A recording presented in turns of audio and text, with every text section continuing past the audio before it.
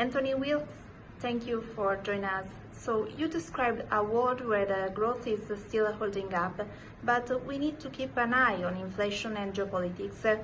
What's the one thing markets might be underestimating most right now? Yeah, I think the key risk right now is interest rates because central banks have been quite patient with the inflation shock that we're currently going through. But ultimately, there are some risks now, particularly in the US, of interest rates being raised much more than markets were expecting earlier in the year. So I think we need to watch out for what the Fed both says and does. I think there's a risk, as we've seen from Kevin Walsh's comments already since his first Fed meeting, that actually we're going to see the Federal Reserve changing policy as the year goes on. I think markets are now starting to price in the risks of the Federal Reserve raising rates more over the course of the year. I think that has consequences both for US assets, for the AI theme, for market momentum, and of course for the US dollar, and that in turn will pose risks for emerging markets. So I think we need to watch US interest rates very, very closely from here.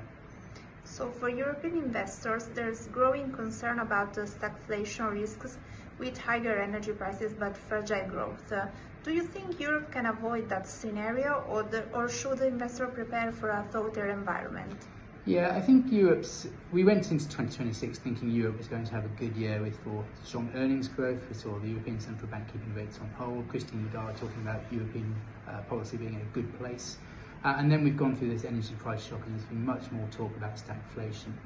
When we look at the data, I think there are risks that the Eurozone economy has slowed, but I think there are still some potentially positive outcomes for the second half of the year. And the reason for that is we're seeing stimulus across Germany. That should start feeding through into the German economy, and that will have a positive effect on the rest of Europe as well.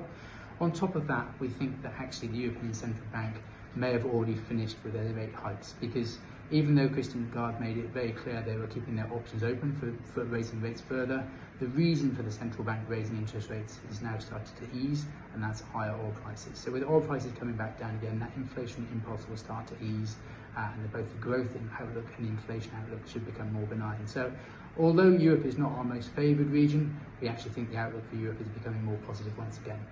So thank you, Anthony Willis.